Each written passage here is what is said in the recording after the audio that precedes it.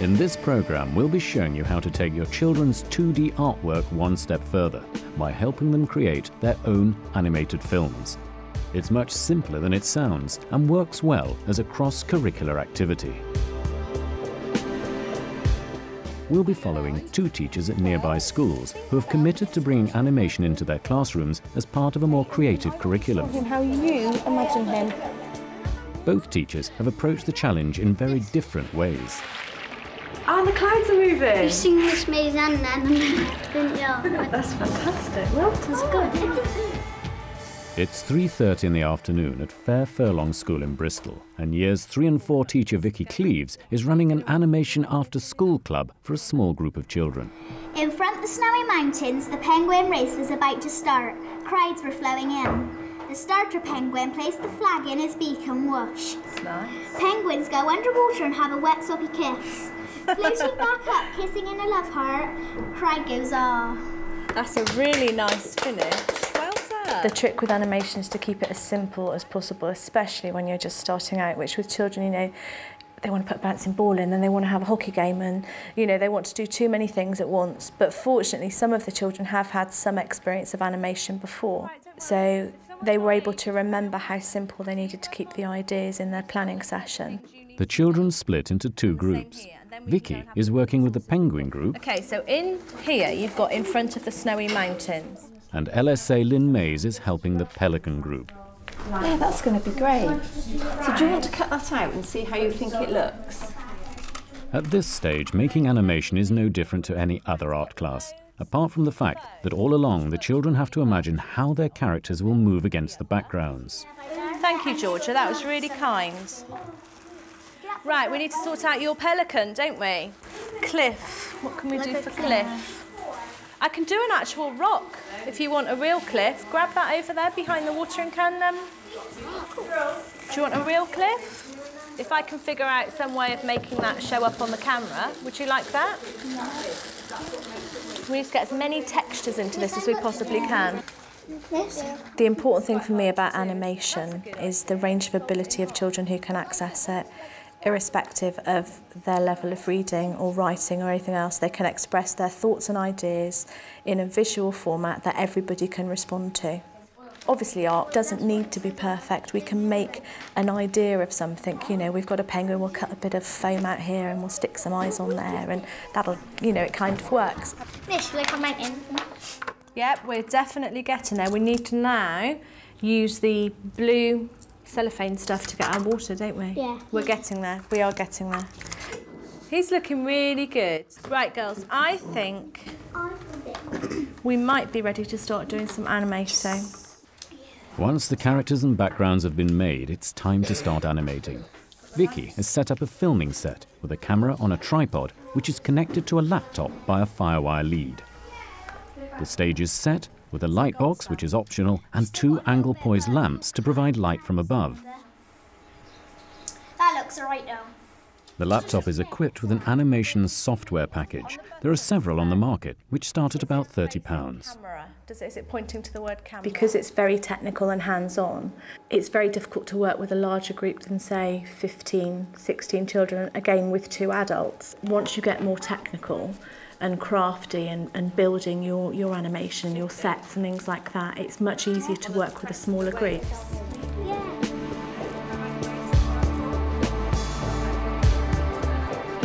He's slightly off camera, isn't he? The children move their characters just a tiny bit each time, taking pictures as they go. When all these still pictures are played back, it will appear as if the characters are moving. Vicky has not got this far alone. She is part of a creative partnership scheme, bringing animation into different schools in the area. Another participating school is nearby Bishopsworth Junior, and today the filmmaker and animator running the scheme, Kari Nygaard, is working with Year 6 children and their teacher, Susie Azari. It started really with the Year 6 transition unit, you know, work that Year 6 children do as they're moving up to Year 7. And one of the things that they do is a reading log for a book called Kazuki's Kingdom, which features a Japanese character. And it was such a wonderful book, and it fired up the children's imagination so much. You know, I decided last year that I wanted to do a bit more with it. and it just seemed that this would be a really, really good opportunity to do that. Basically, it's about 3 samurais. One of them's lying there because he's knocked out. Princess goes out there. Princess gets strangled. Princess is knocked out. And the other 2 samurais have a fight with the thing that strangled them, which is the robot. We're going to get a wave. Someone's going to draw it. Then we're going to get a boot, like wobble it and rotate it. Then we're going to get another layer of sea and then make it move with the boot. Then Suki comes on and shouts Damida, which means no fire. And He's Japanese. yeah, he stamps the fire out. And Michael doesn't know what he's saying. He's Japanese. And he just stamps out the fire and walks away. Ours is about Kazuki when he comes back. And he's going to be all confused because we're going to have like a robot going around and he's going to travel by the bullet train. But make separate bits like I told you to do last time. Then maybe you can make a few separate heads with different expressions. The benefit of having an artist working in the classroom is that she can bring in all kinds of different ideas and techniques. That's a good idea. And I got a knife with me so we can cut it very neatly around here so it doesn't show. Susie, she found some of the work quite challenging. Sometimes it is quite daunting. There's new software to learn. You have to learn how to use cameras. It's learning by doing, basically. It's trial and error. So she's learning alongside the children at the moment, which is great. Well, I mean, before I met Kari, I'd never even have thought about doing animation with children. I just didn't actually think that it was possible. So it's really fantastic to have someone who is an expert to say, look, this is how I do it, this is how you could do it, and that was great. Whereas Vicky is running her after-school club as 10 two-hour sessions, Susie has opted to run her animation classes as 3 entire days. Working with a whole class and delivering within the curriculum, if you like, needs to be planned thoroughly. And it is a challenge because sometimes, you know, you got 30 children in a class and you're going to keep them active on a subject for a very long time, because that's the thing with animation. You can try to split it up, but the focus needs to be there fully sometimes for a whole day, which is a challenge. The way Susie has organised her class is to split it into 6 different teams. Sort of organising it, I wondered at first how it would work, especially with the whole class, but what we did was to set up production teams where each child has got a clearly defined role, and that really helped. And what we found is that children who did the first animation were so clued up, they were then able to sort of help other children. It kind of cascaded on, so there's a transference of skills. The slower you move it, the smoother the movement will be, and the longer it will be as well. Brilliant. Okay. Back at Fair Furlong, the children are confident enough to go it alone. You shouldn't move it too much, otherwise the animation won't look very good. You've got to move it just a little bit.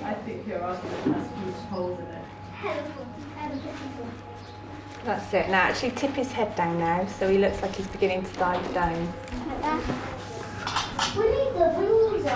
When Georgia moves the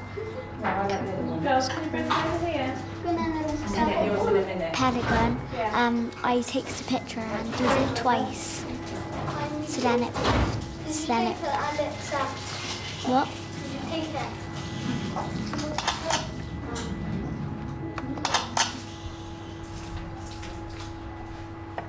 So then it takes the pictures now.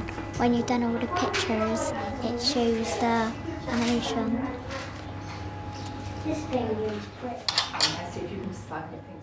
Every year we have a camp for Year 3-4 children on the weekend, Year 5-6 children during the week. And during the week, last year we had a visiting artist that we brought in as a school, and this year my head teacher said to me, as you've done all this animation training, Vicky, would you like to be our visiting artist? So basically I talked to Kari about it because my biggest concern was working with a group of children who'd never done animation before, and the pressure to produce something at the end of a 2-hour slot, which even those children who have done it before is quite a complex thing to do. So we talked about different ideas and what we could do. And we came up with doing a remake of Peter Gabriel's Sledgehammer video. And we had a go. I did 4 sessions of that, so every child who came to camp was able to produce some sort of animation. So that was 48 children who've now experienced animation. There's great excitement as the Pelican team watch their film back. Fantastic. Do it again.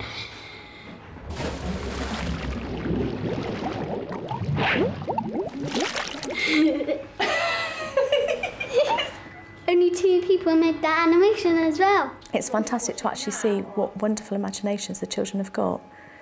Because, you know, write a story, but it has to be on myths and legends, or do some artwork, but it needs to be on portraits. To give them a free rein to say, hey, you've got a laptop, you've got a video camera, you've got some resources, some materials, you come up with an idea. I was worried at camp they wouldn't come up with them, and they just blew me away with what they had. The group at Bishopswith are also ready to watch their work back. Is that okay? Of course, you know the story. Yeah. It might look okay to you, but I think it's extremely fast.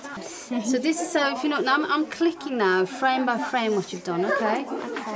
So this is how quickly you moved him, look. That's really quick. That's the first thing you've ever done like this, I think is really good.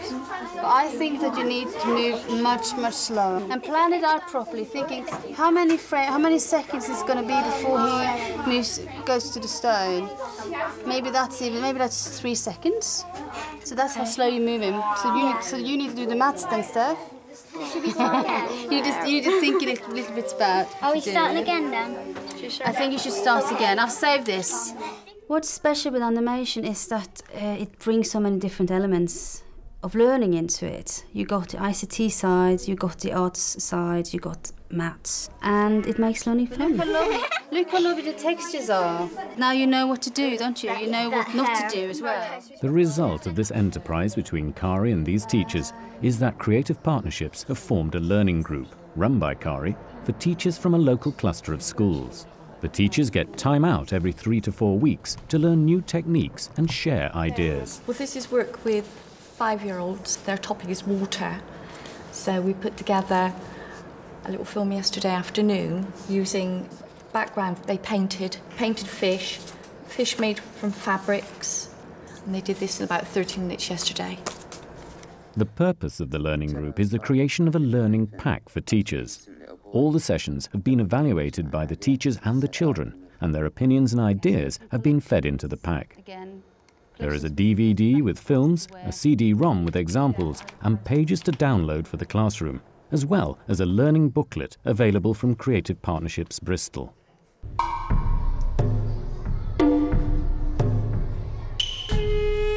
It has taken 3 full days to get there, and now at last the Bishopswith animation teams finally get the chance to share their films with each other.